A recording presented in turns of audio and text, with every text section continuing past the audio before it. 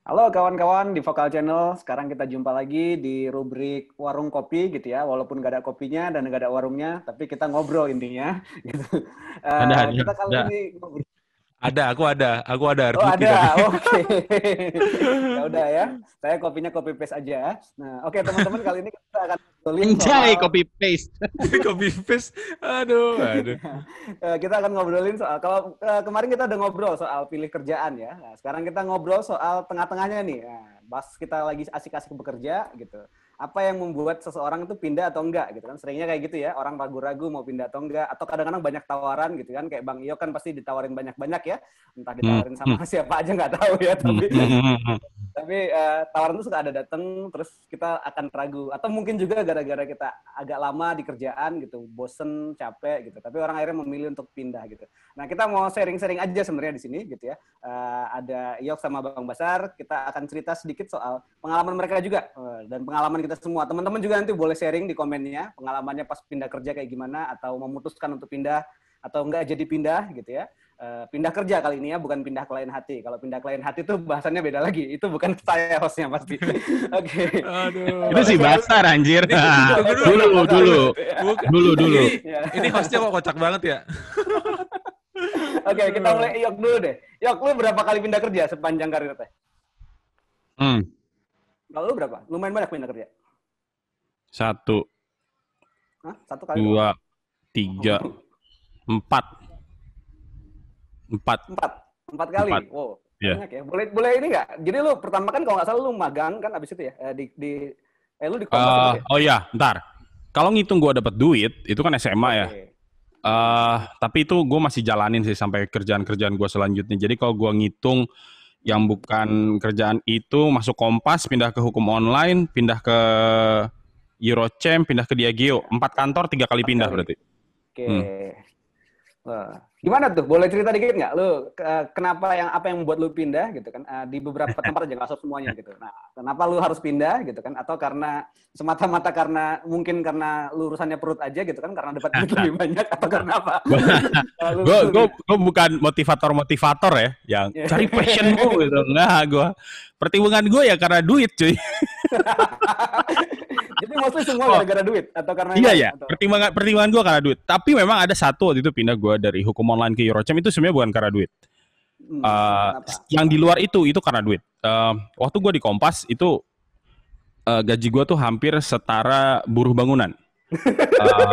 Ya, sehari itu 70.000 untuk sekeras Jakarta ya, dan jadi wartawan 70.000 men. Sementara waktu itu gue tanya gaji buruh bangunan tuh sekitar 75 sampai 80.000. Makanya waktu itu bukannya gue merasa jadi gue lebih tinggi dari buruh bangunan, enggak, itu karena emang nggak bisa menghidupi gue aja. Akhirnya gue pindah ke hukum online. Dari hukum online gue pindah ke Eurochamp itu karena waktu itu gue di Eurochamp di hukum online udah lama, udah 5 tahun ya kan. Oke. Posisi gue untuk naik tuh tinggal satu. Oke, jadi Masalahnya gue ngelihat bos gue ini kayaknya pindahnya lama nih. Soalnya gini, dia dia waktu itu lagi S3 ya kan. Sementara nggak banyak kantor yang waktu itu bisa menawarkan opsi lu bisa kerja full time sambil ngambil kuliah yang segitu harus ada alokasi waktunya sangat sangat tinggi kan. Dan gue perkirakan, wah ini si kawan nggak mungkin pindah, dia mau pindah kemana kalau dia harus nyelesain S3-nya kan, dia pasti bakal itu lama ya. bakal di situ aja gitu kan. Anjir ya udahlah. Gue udah 5 tahun, udah jadi red pel. Ya udahlah, gue pindah dah. Gue pindah waktu itu bulan Januari. Oke. Maret bos gue resign kan, tai. Dia beneran resign jadinya gara-gara Resign kan, tai ya. Tahu gitu kan gue stay. Gak apa-apa, lu dapet lu. Tapi jadi pertimbangan waktu itu kali itu gara-gara ini ya, karir berarti ya. Jadi ya, cuman memang seandainya waktu itu pas gue pindah kerja gajinya nggak naik, gue nggak mau juga sih. Iya. Nah, pas gue udah ke Eurochamp, akhirnya pindah ke kantor yang sekarang, itu full karena memang masalah gaji dan benefit. Itu full lah. Karena waktu itu gue udah kawin dan gue ngerasa, ini nggak bisa nih kalau gue harus masih ngasih makan anak orang cuman penghasilan gue segini hidup di Jakarta, nggak bener. Untung waktu itu memang pas ditawarin. Jadi ya udahlah, sahabat lah. Oke, jadi kalau gue ngeliat dari ceritanya lu, selain masalah uang, ada masalah ke peningkatan karir dan juga ada masalah kesempatan yang ditawarkan. Kalau Bang Basar ada ide lain nggak, Bang? Kenapa orang harus pindah sih biasanya? Ya biasanya orang kalau pindah tuh kalau nggak gara-gara gaji, gara-gara alasannya pokoknya demi karir lah gitu ya. Lalu biasanya ada juga yang nyebelin banget sih temen gue kerja, gue nggak happy. Konflik di tempat kerja gitu ya? Ya konflik lalu ada suasana kerja dan sistem kerjanya juga yang mungkin menurut dia nggak cocok buat dia. Kan ada orang misalnya dia idealis banget, misalnya masuknya jam 8 gitu kan. Nah, sementara teman-temannya datang jam 9, kadang-kadang jam 10, kadang-kadang datangnya pas orang mau pulang gitu. Nah, itu begitu-begitu kan membuat orang sebel, jadi dia mungkin pindah gitu. Iya. Kalau orang karena kesel tuh sebenarnya boleh kasih pindah ya? Atau kenapa sih? Atau sebenarnya enggak ya? Atau gimana sih menurut lu? Ya menurut gua fair-fair aja sih. Apalagi kalau itu udah mengganggu ya. Oke. Banyak teman-teman gue yang sering nanya ke gue, ada lowongan nggak? Ada lowongan. Terus gue tanya, kenapa lu harus cari lowongan? Kan kantor lu udah lumayan. Ya nih di sini toxic environment, apapun itulah pengertiannya ya, toxic environment. Toxic relationship gitu. Gue nggak ngerti lah apa toxic environment, tapi yang banyak mengeluh adalah bosnya minta ini itu, tapi ketika dia nego akhirnya nggak oke, atau banyak rekan kerjanya yang dia rasa ketika harus kerja sama justru jadi menyulitkan gitu. Ya menurut gue sah-sah aja. Kalau kondisi kayak gitu bukan alasan yang tepat untuk pindah ya? Menurut gua kalau gua di posisi dia, mungkin gua nggak akan pindah. Tetap pakai hati dan muka batu aja gitu, tetap jalan. Iya, pakai hati muka batu. Tapi kalau gua apply terus ada offering lebih tinggi, gua pindah. Bang Basar nih sesuatu yang apa? Maksudnya gua nggak akan pindah kalau gua nggak punya plan. Itu gue. Oke. Ya, gua karena mental gua kan mental karyawan ya. Ya. Harus ada penghasilan cuy. Kalau nggak ada gue nggak berani. Itu baru dong namanya kapitalis sejati. Oh iya. Enggak, itu kapitalis sekaligus kaum buruh jadinya. Jadi itu bersatu. Iya memang. Gue buruh yang memanfaatkan sistem kapitalisme ini cuy. Iya sih bener. Istilahnya kalau istilah Marx itu buruh-buruh yang teralienasi kayak gitulah. Kayak gitu. Yes. Betul. Buru-buru teralienasi. Kalau Abang Basar gimana Bang? Menurut Abang kalau kondisi kerja yang kayak gitu, sebenarnya alasan yang layak gak sih untuk pindah? Gitu? Ya itu kembali layak nggak layak itu tergantung value yang dia pegang kan. Kita nggak pernah bisa menghakimi orang kan. Maksudnya kok dia gara-gara sebel sama sini terus pindah sih nggak fair banget. Nah, nggak bisa juga karena kan setiap orang itu kan perasaannya beda, pengalamannya beda gitu. Standarnya beda gitu. Jadi ya tapi kalau dari sudut profesional ya itu rasanya kurang layak untuk pindah gitu loh. Karena gimana pun kita di kantor itu kan selalu pasti menemukan orang yang menyebalkan gitu kan. Ya. Orang-orang yang nggak mendukung, mungkin kita merasa dia tidak mendukung pekerjaan kita kira-kira gitu. Jadi ya kalau menurutku pribadi ya kita tidak bisa menjudge orang seperti itu. Nggak bisa dijudge tapi sebenarnya dalam tanda petik sebenarnya kurang profesional lah ya gitu. Ya, karena gitu. Alasan lingkungan kerja kayak gitu. Iya. Ya terutama kalau dia baru di bawah 6 bulan ya. Dia baru kerja baru di bawah 6 bulan. Baru kerja 3 bulan, 4 bulan tiba-tiba nggak enak kantor. Ya Allah, 3 bulan, 4 bulan. Ya tapi kan memang kadang-kadang ada aja ya memang dalam tanda petik. Ada aja sih. Meskipun sekarang kayaknya trennya begitu sih. Iya, 3 bulan kerja. Nah, gue masih belum masuk akal gue sih yang 6 bulan pindah kerja gitu. Nggak ngerti gue.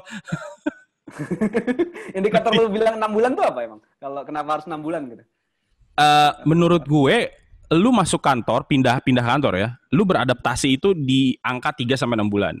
Setelah periode itu biasanya lu udah mulai mengerti. Lu pasti belum mahir ya.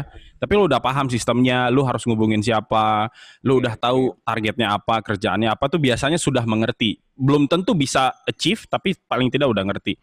Ya. Dan dapat ritmenya paling enggak ya? Ya, ada ritmenya dan dari beberapa omongan orang ya kalau biasa gue kan pernah korban motivator ya. Nah, ketika gue lagi nonton seminarnya gitu ya di YouTube atau gimana, menurut mereka orang tuh nggak akan bisa nunjukin kinerja itu kalau belum sampai minimal 6 bulan. Nggak ada yang bisa dihasilkan tuh pasti nggak akan ada dari apa namanya dari standar manapun. Karena kayak project misalnya, project nggak mungkin 6 bulan. Jarang, bukan nggak ada ya, jarang. Ini setahun gitu, ya kan? Ya gitu dah. Ya harusnya ditahan dulu ya hasrat bentuknya. Tapi memang seperti yang lu bilang tadi, itu memang tren zaman sekarang ya. Kadang-kadang 3 bulan, 4 bulan sudah ganti. Apalagi kalau di perusahaan-perusahaan atau startup yang tipe-tipenya sangat dinamis gitu kan, sangat mungkin banget untuk ganti-ganti di situ gitu. Kalau Bang Basar gimana ngelihat fenomena kayak gitu sebenarnya sesuatu, karena kan itu jadi ini juga ya buat HRD zaman sekarang kan jadi pertimbangan juga kan gitu. Sayang banget nanti di training banyak-banyak tapi ternyata dalam waktu berapa bulan langsung caw lagi gitu kan. Betul. Iya. Iya, tapi gini maksudnya memang itu kan jadi buat perusahaan jadi resiko ya. Resiko artinya perusahaannya jadi apa? Jadi ngerasa rugi gitu ya. Nah, tapi kita kan nggak pernah tahu bahwa memang itu harus dijalani gitu loh. Bahwa misalnya kita nggak tahu orang ini bakal nanti misalnya 2 hari lagi bakalan ini cabut atau 2 bulan lagi cabut, kita nggak tahu gitu. Tapi perusahaan kan selalu berusaha untuk memfasilitasi, karena kalau perusahaan yang benar itu kan menganggap bahwa si karyawan ini adalah aset utama dia gitu loh. Ya kan? Nah, kalau dia menghargai, benar-benar menghargai, dia akan kasih training. Kayak seperti di kantorku kemarin tuh, ya kebayangin ya, dari sarapan pagi, makan siang itu dikasih sama kantor. Itu karena kantor ini menganggap bahwa kita itu aset yang benar-benar jadi penentu kemana akan larinya perusahaan ini gitu. Jadi aku sempat sih ya waktu jadi HRD itu memang ngerasa rugi, beberapa orang tuh keluarnya tuh alasannya busuk-busuk lah. Ada yang bilang itu kayak gimana Bang? Maksudnya tuh gini. Jadi ini satu cerita ya. Jadi dia ini karena tinggal di Jakarta. Lalu orang tuanya itu kan sendiri di sana. Berdua lah, suami istri gitu, bapak mamanya. Nah terus dia bilang, ini nyokap gua nggak ini nih sama bokap gua di Jakarta gitu. Pokoknya masalah keluarga. Iya, gua anak tunggal, gua supaya tinggal sendiri supaya gua bisa bantuin mereka di sana, nemenin. Dia bilang, aku kan sebagai orang yang family man, jadi berpikir oh ya udahlah, kasihan gitu. Ya udah aku kasih dia pindah, padahal itu belum kontraknya belum final ya, belum beres gitu. Nah terus dia pulang, taunya sebulan kemudian aku dengar dia kerja di Jakarta. Maksudnya dia kerja di sana tuh bukan dalam rangka menemani orang tuanya, tapi pindah kerja karena perusahaan yang lain itu lebih benefitnya mungkin lebih besar gitu.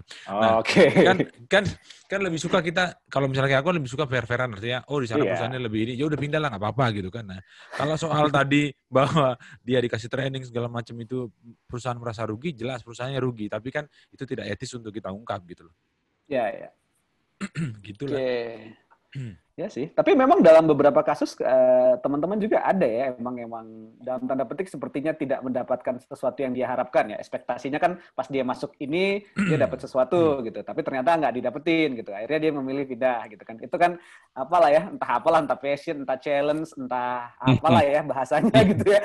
Bahasa cantiknya lah gitu.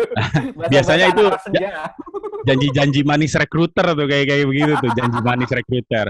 Atau janji manis headhunter yang biasanya ngejar komisi kan. Pokoknya ujungnya apa? Pokoknya ujungnya duit lah ya. Itulah.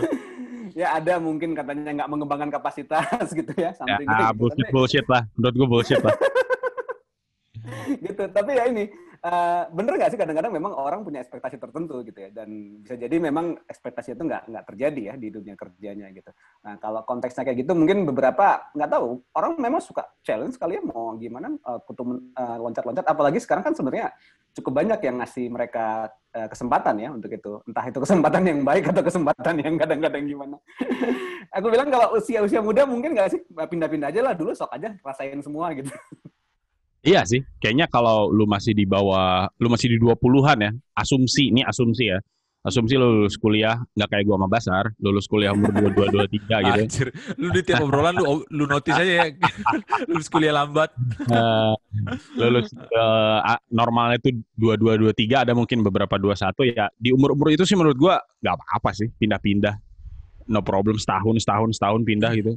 Ya karena biar gimana juga lu juga belum tentu tahu kan sebenarnya lu maunya ngapain di umuran segitu. Jadi ya wajar aja sih menurut gue pindah. Tapi memang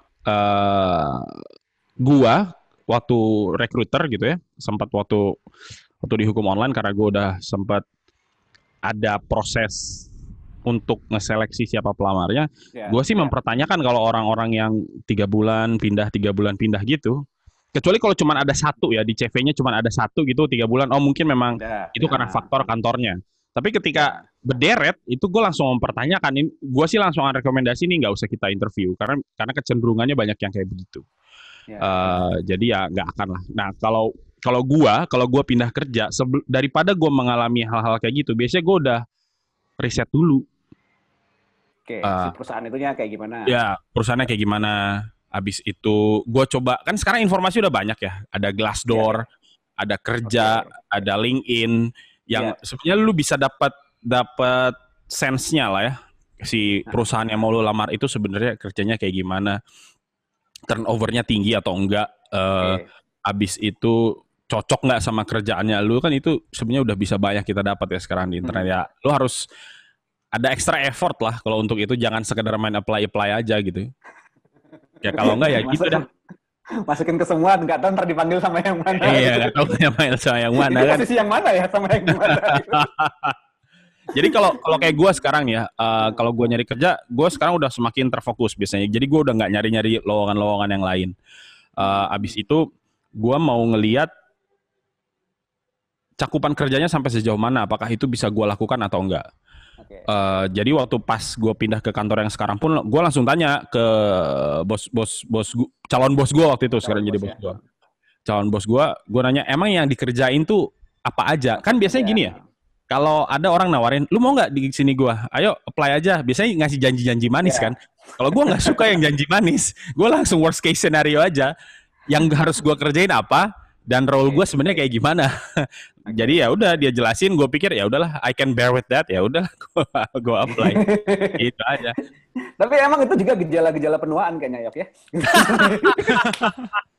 Maksudnya gini, orang kan kadang-kadang kalau zaman dulu sering banget kan orang akhirnya pas masih muda-muda dia semangat full di situ kerja lama gitu ya, karena mungkin zaman dulu kesempatan kerja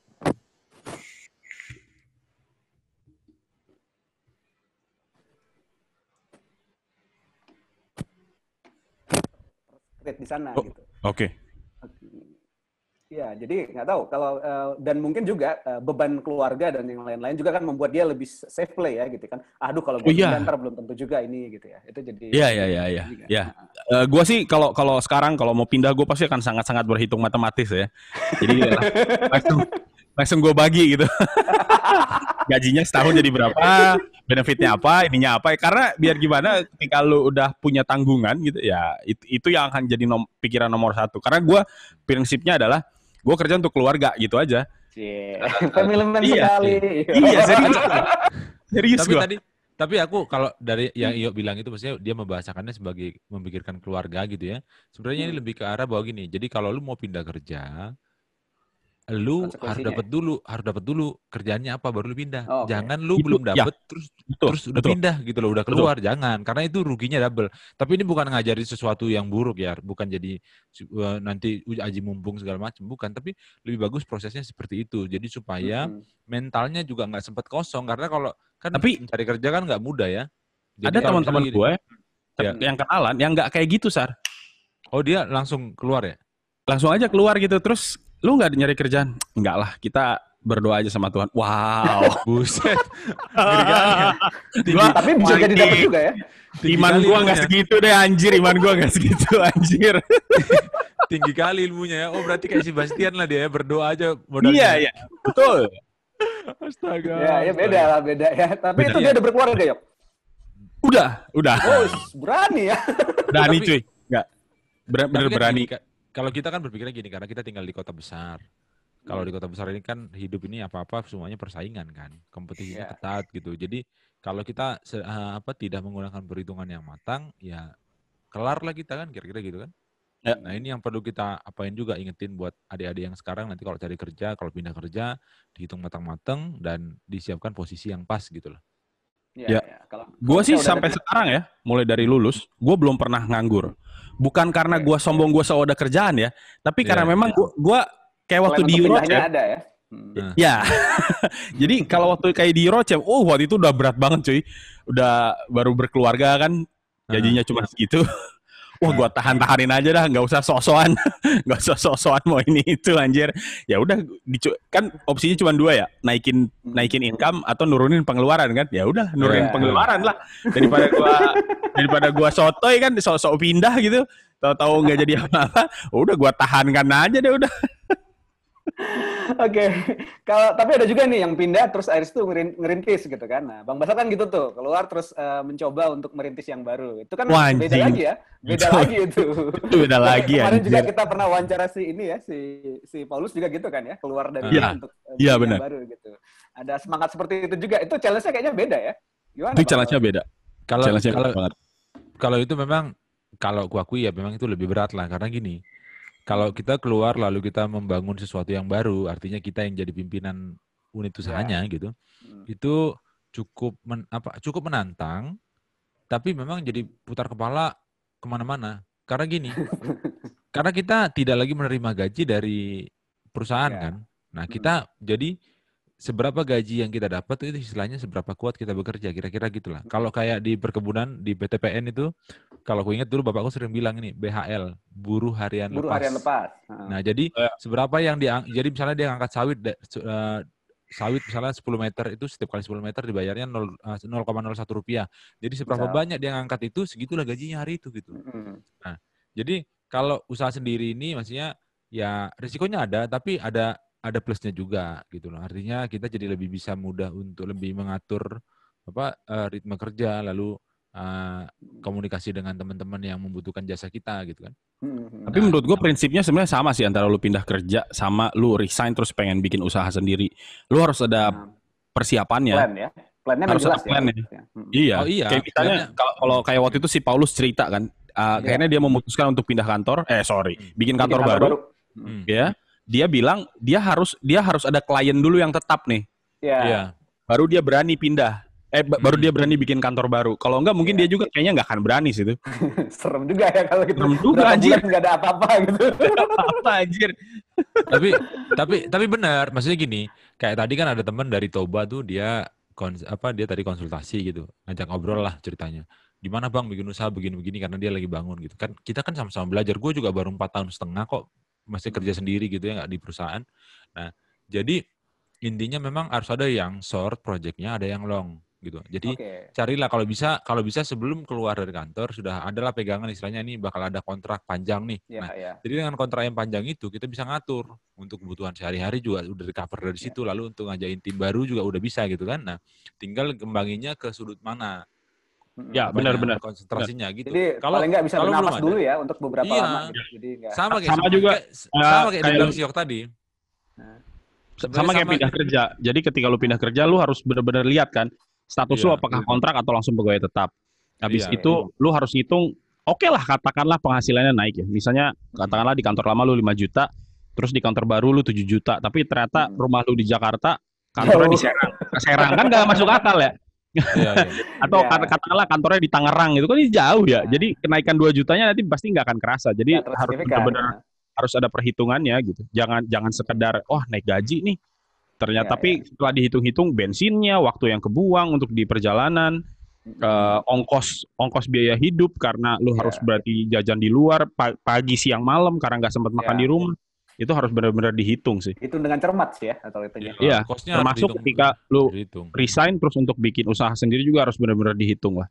Harus ada tabungan 6 bulan aman. Kalau aku ingatnya gini waktu bosku di kantor tuh bilang gini waktu aku resign dari kantor. Kalau lu memulai usaha yang baru, sesuatu yang baru, itu modalnya bukan uang, dia bilang. Waktu itu kan aku nggak punya modal apa-apa. Uang tabunganku juga cuma 10 juta yang sisanya. Aku dari dulu sampai sekarang nggak ada modal ya, si anjing.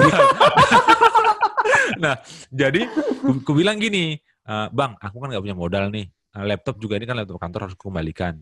Nah, terus dia bilang, apalah modalku Bang, aku uang nggak punya. Terus dia tanya, modalmu itu emang butuh bisnismu itu emang butuh modal uang, dia bilang gitu. Nggak selalu harus uang, Sar. Pengalamanmu bekerja itu adalah modal besar. Lalu pertemananmu, 2 itunya modalnya untuk usaha, dia bilang. Kalau uang itu mengikutinya nanti di depan. Tidak mesti harus ada uang, kecuali kau bisnisnya retail, dia bilang gitu kan. Nah, pokoknya ini ajas kepercayaan lah, dan relasi yang kuat dengan teman-teman. Mulai dari situ dia bilang gitu kan. Nah, ya sudahlah gitu kan. Nah, dan memang aku merasakan gitu loh bahwa itulah modal yang utama gitu loh. Pengalaman kita. Jadi kalau teman-teman keluar kantor lalu merasa tidak berguna, itu salah. Karena teman-teman udah punya modal, udah punya pengalaman, keahlian udah punya. Karena pengalaman kerja itu tadi gitu loh. Tapi beberapa YouTuber bilang ya, kalau lu seandainya pengen buat bisnis baru, ya nih gue generasi sekarang banget ya, dapat inspirasi dari YouTube. Lu masih stay kerja lama, bukan tiba-tiba ini. Nonton pun padahal dulu Satria Baja Hitamnya ya kan. Jadi mereka bilang, kalau lu mau bikin bisnis baru, ada baiknya lu jangan langsung nekat untuk resign. Jadi lu coba dulu jalanin kan. Akan susah katanya memang. Tapi itu jauh lebih susah ketika lu tiba-tiba resign, sok-sokan bikin bisnis baru ya. Tapi lu nggak tahu sebenarnya arahnya mau kemana. Dan kalau lu lagi mempertahankan kerjaan yang sekarang, tapi sambil membangun bisnis baru, lu masih bisa punya safety net untuk ngelihat arah bisnis baru lu ini mau kemana. Ada inovasinya tuh akan jadi lebih mudah karena lu untuk bayar tagihan listrik dan tagihan air tuh jadi nggak usah mikir. Nggak diburu-buru ya, nggak diburu-buru. Betul. Yoi. Jadi kalau pertanyaanku gini, menurut kalian sebenarnya pindah kerja itu menyenangkan atau menantang? Menantang dari segi pelaporan pajak kalau lu pindahnya nggak tepat waktunya. Menantang. Tapi pindah kerja kan tidak selalu menyenangkan kan? Pindah kerja itu tidak selalu menyenangkan kan? Nggak selalu. Pertama dari segi administrasi ya. Waktu itu gue pindah ke kantor yang sekarang itu pertengahan tahun. Laporan pajak lu ya. SPT gue jadi 2, anjing kurang bayar anjing. Kurang bayar. Wah anjing kata gue. Berarti jadi setelah gue tanya-tanya ke konsultan pajak dan lain-lain, enaknya itu kalau lu pindah masuk kantor baru itu Januari atau Februari katanya. Ya, oh gitu, oke baik. Terus yang kedua, yang beratnya itu adalah ketika lu ketemu sama orang-orang baru yang mungkin mereka udah kenal lama duluan dan lu harus masuk ke kelompok itu kan. Wah anjing itu susah ya. Itu berat banget men. Untuk match in itu susah emang. Susah match in. Ya. Iya, dan yang ketiga, ketika lu masuk ke kantor, ketika posisi lu itu bukan core bisnis, wah anjing itu berat, cuy. Berat. Jadi dari zaman, jadi anak tiri. Dari zaman Kompas, Hukum Online Eurochamp, gue tuh selalu di core bisnis. Istilahnya ya kantor itu nggak ada kalau nggak ada divisi gue gitu kan. Jadi perlakuannya cukup diistimewakan lah, ya kan. Begitu masuk kantor yang sekarang, wah anjing, beda cuy. Kalau lu cuma jadi supporting ya oke. Jadi ya itu harus lu perhatiin juga apakah lu mau tetap ada di core bisnis yang akhirnya lu punya budget yang gede, habis itu lu punya perhatian yang lebih. Biasanya ada ups and downs-nya. Kalau lu jadi core bisnis, bos lu akan sering marahin lu juga jadinya. Betul. Itu harus hati-hati. Tapi kalau lu supporting biasanya dimarahinnya kurang, cuman nggak dianggap juga gitu. kurang. Kehadirannya tidak menggenapkan, ketidakhadiran tidak mengganjilkan. Iya betul sekali. Karena ujung-ujungnya, oh ini apa? Komersial objektifnya bisa dapat nggak? Oh jadi ujung-ujung komersial objektif ya. Oke baik. Ya itu harus. Jadi tidak menyenangkannya menurut gue di situ. Nggak tahu kalau lu Sar. Gimana Bang Basar, senang nggak? Dan Basar masih di mute. Oke. Kalau aku sih, aku sebenarnya prinsipnya nggak pernah pindah kerja. Oh yes. Nggak pernah pindah kerja karena bosnya itu aja. Cuma bidang kerjanya yang yang berganti karena bergantung dapatnya proyeknya apa kan gitu. Oke. Nah, tapi setiap pekerjaan itu ada tantangannya masing-masing gitu kan. Dan itu kalau buatku pribadi itu aku kan senang berteman dengan banyak orang. Jadi itu membuatku happy. Sebentar nih, berteman dengan banyak orang atau berteman dengan banyak perempuan? Nah, woi kalian ini di podcast loh. Oh iya, salah. Maaf. Bininya denger ya? Bininya denger ya? Enggak, untuk bini gue. Saya menjadi saksi dia sangat setia. Enggak, kalau ya misalnya berkenal dengan banyak orang dan punya kisah cinta juga gitu-gitulah. Nah. Tapi gini, maksudku tuh menyenangkan karena menambah soft skill kita juga yang lain. Kan ada banyak hal yang belum kita tahu di dalam kehidupan ini gitu. Artinya misalnya gini, aku kan nggak belajar soal manajemen keuangan, akhirnya jadi belajar karena kenal si ini, lalu belajar tentang gimana cara berkomunikasi. Oh, karena aku berteman dengan si ini, oh aku jadi tahu gimana orang yang introvert, ekstrovert itu seperti apa, gitu-gitulah. Jadi ada banyak kekasan lah di dalam pengalaman pindah bidang kerjaan ini gitu loh. Jadi nggak melulu itu semuanya negatif. Cuma memang harus kesiapan mentalnya kita. Artinya kita harus terima bahwa kondisinya apapun kita harus terima. Jangan ngeluh, aduh coba ya gue nggak pindah kantor. Nah, jangan kayak gitu. Jadi kalau udah pindah ya udah bulat pindah aja ya. Terima kondisi yang baru, lalu yakinlah akan berkembang di tempat yang baru gitu. Tapi gue sempat kepikiran gitu sih, men. Waktu pindah. Apa? Wah, anjing sempat kenapa ini? Iya, ya maksudnya di setiap gue pindah gue selalu mikir kayak itu, anjing kenapa gue pindah ya. Tapi itu biasanya 3 bulan pertama, habis itu udah lupa juga sih. Oh, gitu. Karena 3 bulan pertama itu karena gajinya masih gaji training doh. Karena itu yang dulu. Oh. Sialan. Kalau di kantor yang sekarang waktu itu gara-gara masalah anjing nih gue nggak bisa masuk nih ke orang-orang ini anjing. Tapi akhirnya lupa juga sih. Akhirnya lupa juga. Ya. Akhirnya lupa ya. Iyalah. Toh semuanya berakhir ke perut kan ya. Jadi nggak tahu. Oke, kita mau simpulin dulu aja ya kali ini. Jadi kita bakal pindah kerja kalau coba jawab deh. Nah, lu bakal pindah kerja kalau tadi coba diulang lagi, Yok. Lu mentok di karir atau yang kedua, lu emang butuh kenaikan gaji. Itu doang ya? Iya, kalau dari gue itu doang.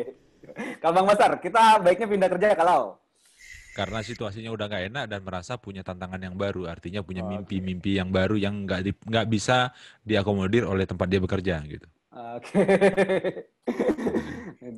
Gue bakal pindah kerja kalau gue ini nanti lah mau nikah aja.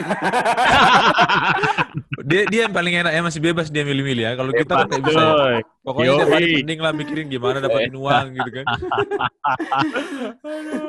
Oke, segitu aja kali ya. Atau ada yang mau tambahin lagi nggak nih? Gue udah nggak ada. Mantap. Jadi kalau aku sih intinya pindah kerja itu juga mengembangkan diri dari sudut positif. Jadi jangan selalu melihat itu sebagai sudut yang negatif dengan pindah kerja. Tapi pindah kerja jangan juga dalam opportunity. Jangan oportunis yang negatif lah, artinya karena pengen naik gaji karena kalau pengen naik gaji kapan stay-nya di satu perusahaan pasti akan terus pindah dan dengan berbagai alasan gitu loh. Nah, jadi emang pasti akan terus pindah sih. Kalau si Yok memang udah gak bisa karena dia udah kapitalis tulen, Wak. Mau gimana mau dibilang. Ya, gitu loh.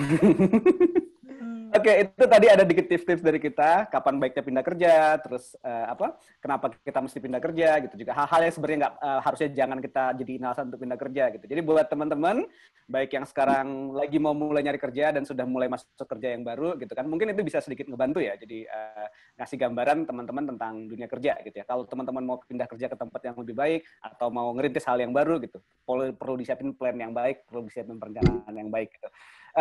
Buat teman-teman yang lagi galau juga, sekarang lagi mau pindah atau enggak, mungkin saran terbaik dari kita adalah ya pakai kancing baju aja kali ya. Jadi tunjuk pindah enggak gitu ya.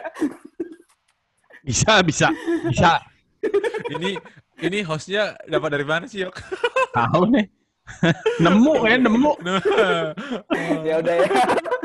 Oke, terima kasih teman-teman udah nyimak obrolan kali ini. Jangan lupa subscribe channelnya Vokal Channel ya, VOKAL ya, Vokal Channel double N-nya. Terus juga jangan lupa komen juga kalau teman-teman punya cerita soal pindah kerja gitu ya, punya cerita lucu gitu ya, mungkin pindah kerja gara-gara gebetan mungkin, atau pindah kerja gara-gara gara-gara pernah dicuekin sama bosnya sekian lama gitu kan, atau gara-gara kasih tak sampai bisa jadi gitu ya. Itu bisa jadi. Tapi intinya cerita pengalaman teman-teman pindah kerja juga. Ini kayaknya pengalaman pribadi sendiri nih, Yok. Oke, boleh share di kolom boleh cerita di kolom komennya. Jangan lupa juga untuk subscribe, jangan lupa untuk share, tekan tombol loncengnya kalau di YouTube. Terus juga bisa nikmatin terus bahasan-bahasan kita berikutnya. Bahasan-bahasan warung kopi ini adalah ngomongin hal-hal yang lebih keseharian. Nanti beda sama bahasan nanti kita cerita soal nanti ada yang cerita yang lain ya, ada beberapa rubrik yang lain, tapi di rubrik kali ini kita akan lebih banyak ngomongin hal keseharian dan hal yang praktis. Terima kasih, itu dari kita semua. Kita undur diri, teman-teman silahkan berefleksi dan silahkan berefleksi kayak mau ngapain aja. Dipijit anjir. Oke. Kita undur diri dulu. Terima kasih teman-teman semua.